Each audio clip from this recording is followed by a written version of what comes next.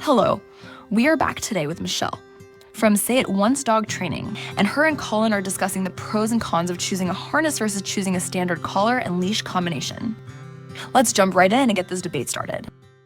So we are back with another episode with Michelle from Say It Once, and today's topic is about harnesses, standard collars, and how do you teach your dog to basically walk appropriately and train them. Yes. So both of our perspectives and opinions stem from our personal experiences, and that's why we're going to dive into this today and talk about both approaches. And bottom line is it should help you at home decide what may be best for you, and then obviously if you're running into some issues, contact your trainer. Hey. So harness or leash, what do you like to start with and why? Well, so... And by harness or leash, I mean harness or standard collar. Collar, yeah. Yeah, they're obviously the leash is connected. Yeah, you can correct it. Yeah. Yeah, just say it right. Say it right and say it once. Yes. Like how I fit that in there. See what I did?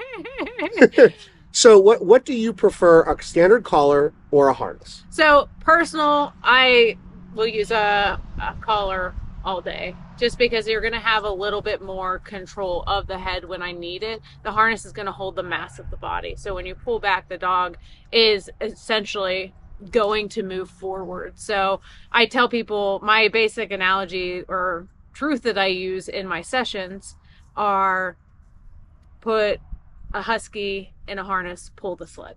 Okay. So they are meant to pull weight. There are the front leading harnesses, but if not fit properly, it can cause too much pressure on the shoulders. Mm-hmm. And over time, like if you're having a dog that's growing, it can like mess with the joints and growth plates. But where I will use a harness is on a puppy. So, because I want the dog to explore, I want to build the dog's confidence. I want the dog to get away from me. So it's learning how to be in the world. Mm-hmm. But then when that little puppy gets 70 pounds, I need to hone it in so I can teach a proper heel position almost and work on engagement, which you can do with a harness. It just takes a lot longer. But I feel that you have to work the dog in front of you, and whatever works for you, I'm all for it. But in most cases and in most scenarios where I'm going into sessions, a lot of the times the dogs need help with that, and the owners aren't capable of holding that dog back to walk on the leash. Mm-hmm. So I'm going to use either a Martingale collar, which is going to give a little bit of pressure on and pressure off in situations. That's a prong collar. No, the Martingale is a flat collar with the loop.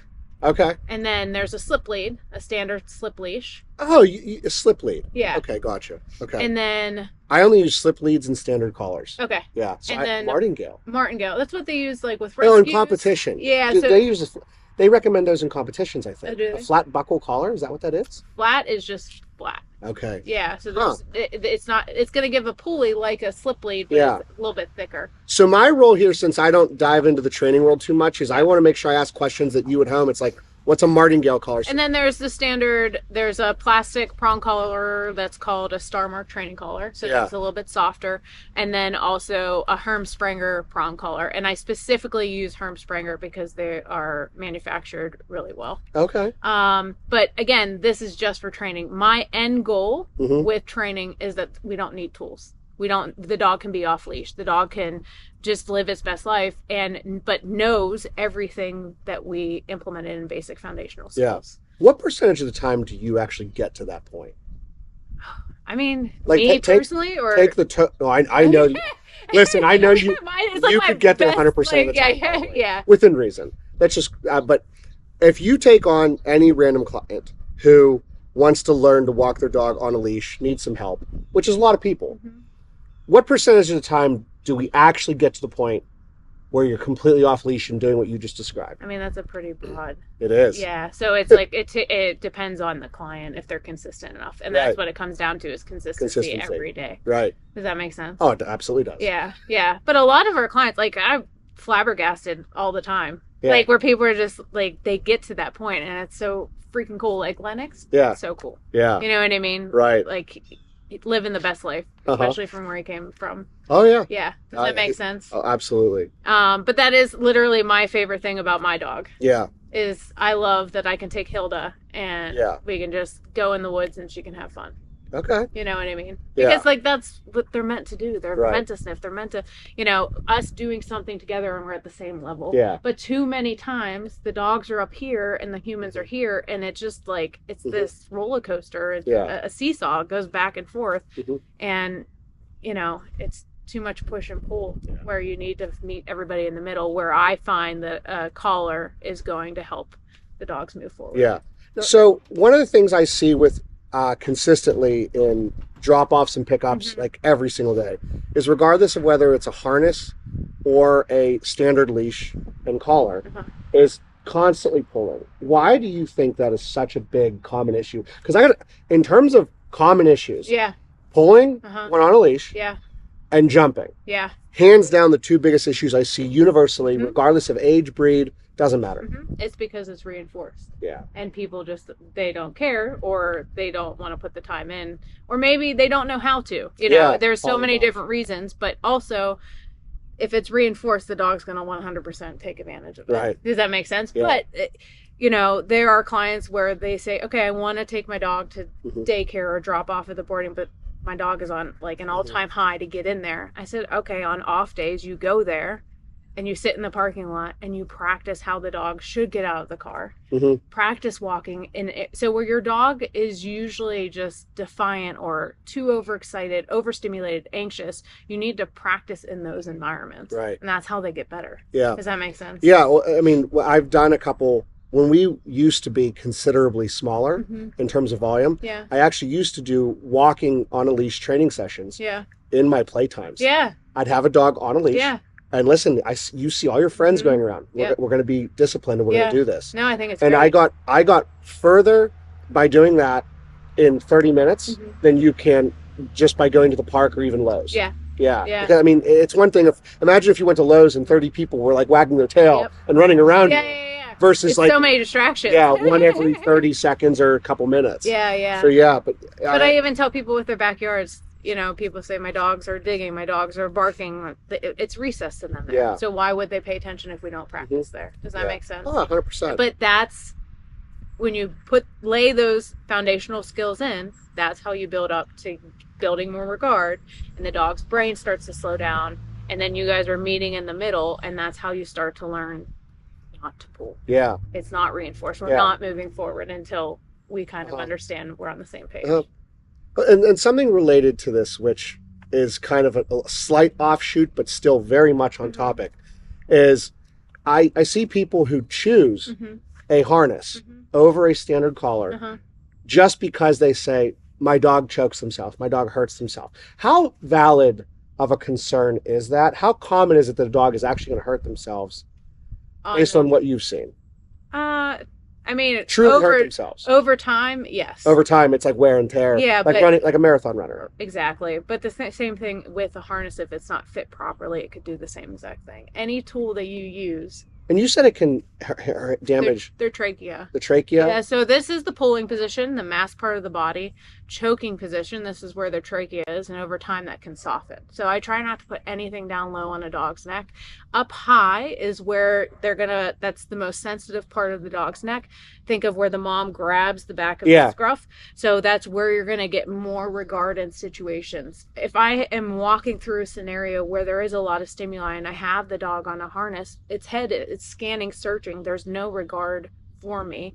So you would have to practice endless repetitions and no distractions and slowly build up to get the dog to understand. But still, there's that natural like pull that the dog is going against. Does that make sense? Absolutely. So, but when you teach a dog how to turn pressure off in a fair way and you build up slowly, it's kind of cool to watch the dog be more productive and think, and what can we do, and then free, now you're allowed to go. Like just you got to teach a dog how to turn it on and off in a lot of scenarios, but that's how you get to those end goals of no tools.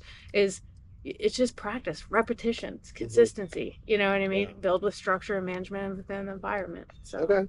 Yeah. it's That's a lot. it is a lot.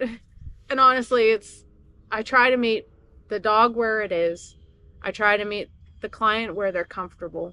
You know what I mean? Mhm. I'm not going to force anybody to do whatever I'm not there to do that. Mhm. But I'm going to be realistic on how we're going to get there. And if those aren't your goals, then we need to adjust and like we rebuild back up. Does that make sense? Yeah. So you approach everyone as an individual. I do. Yeah. And I think that's important. And it is. We try to we do that here. Yeah. I mean, there's times where it's like we try to do it. There's so many dogs who do fit into one mold. Yeah. Like play style, things like that. But then there are times where, this dog absolutely needs something very specific to it. So we, adjust accordingly. Yeah. So, so let's say someone is sitting at home right now and they're trying to decide between a collar and a harness. How should they begin to make that decision?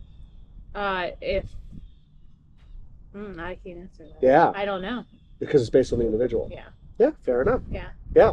But that circles back to the point where the individual assessment of every dog is so important that you can't answer some questions because, listen, I have to see the dog. I have to see the owner. I have to see where we're starting with, not only from a skill set of the owner training, but what does the dog know? What does the dog interpret? And where is the dog mentally, too? So it's like, sometimes if it's a dog that's very fearful, hoarding case dogs, it's like, I'm going to approach it completely. I'm not even worried about walking, but I'm going to worry about safety. I'm going to put a leash on a Martingale collar in the house so the dog is like safe and I can not add conflict in the situation. Just, hey, we're going to go this way to get the dog outside. So I'm not like chasing it into a corner. Does that make sense? It does. So again, that's why it's such a hard to answer that is because it's just, I got to be honest.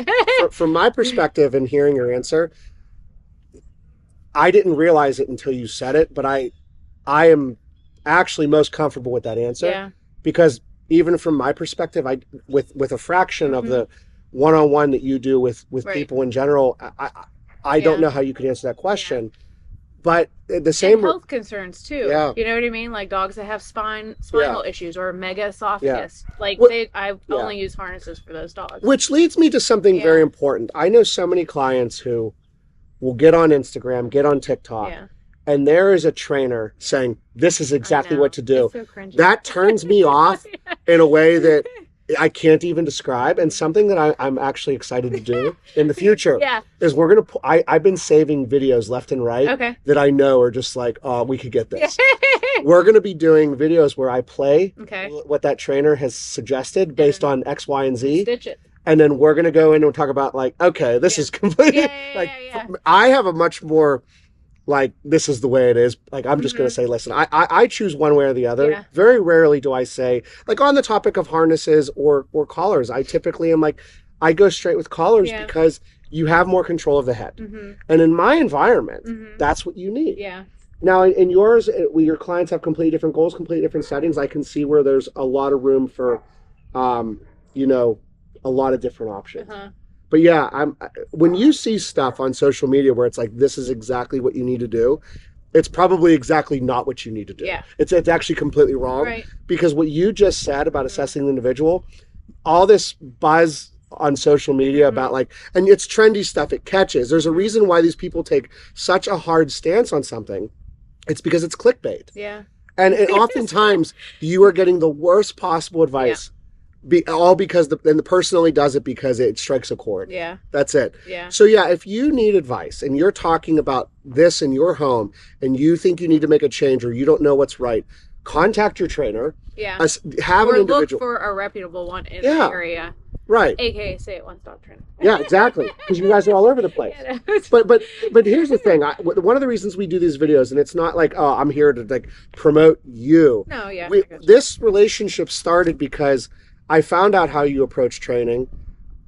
It's perfectly in line with how I would do things. And I'm not saying, oh, my way is the right way. Yeah. But my way assesses the individual and doesn't apply these one answer fits all. Right. Because, I mean, the example I give to people at home is the way your kid learns in school. I was really good in math and science. Like, I was terrible at English. Yeah. Terrible at reading because I didn't want to sit still. Right. But for some reason, math was stimulating. Like, your kid might be good at playing the violin. Then play the violin. Right. We have a girl here who plays the violin. That's what made me think of it. Yeah. She works for us. But Some kids are going to be good at sports. Some kids, like your dog is going to be really good at certain things and not good at others. And that's perfectly fine. That's what makes dogs just as beautiful as human beings. Right. But just don't apply a one size fits all rule of whatever. Yeah, it gives you too much of a narrow perspective. But also, too, is my end goal again is I want to keep the dog safe. Yeah. We got to treat them fairly. We got to move together in like the same field. Yeah. But also, so then they can safely come to your environment, learn how to be away from their family for 2 weeks. You know what I mean? Right. I just think it's a realistic way to look. It is. Yeah. Because once again, just saying one shoe fits everyone. Yeah. It's not cool. Like that's ridiculous. Yeah. Yeah. And I actually see a lot of people who have trainers who fail because that trainer says it's one size fits all. Yeah. And I see a lot of people quit whenever they meet a trainer who's frustrating. Well, then when you meet a trainer who's realistic and says, listen, one size doesn't fit all. We have to address the individual needs here, and it's going to take some time. Yeah. And I see people quit for both reasons. Yeah. Oh, 100%. And you just have to be okay with where you are and how you're going to move together. Yeah. And it's not going to be perfect. Yeah. It's good. Like some dogs, they catch on real quick, you know, and some don't. And it just, that consistency is where it helps. Yeah. So, if you're sitting at home wondering this question, try to take some of the advice you've been given in the discussion we've had. But then second of all, if you're struggling, contact someone who can help you out. Because learning to walk on a leash is something that's bonding time. It is, dude. That's humans. It's my favorite thing in the world to do. Right. And it's that time that you're spending with your, like, if you want to take your kid out to eat, they have to learn how to behave in a restaurant. Yeah. If you want to take your dog anywhere, they have to know how to walk on a leash. Yeah, I agree. So this topic is so important. Yeah. So if you have questions, if you're trying to figure something out, put it in the comments below. Yeah. Or just reach out to Michelle directly. We're going to start providing contact information and go from there. But thank you for joining us today. Yeah, man. And we'll see you next time. If you have a topic you want us to discuss, feel free to reach out to us or put it in the comments, and we'll be happy to review it. But I mean, we could talk about this forever. Oh, 100%. Yeah. All right. Well, have a wonderful day. If we don't see you before the holiday, have a wonderful Christmas or a holiday season. We'll go from there. See you next time. Bye bye.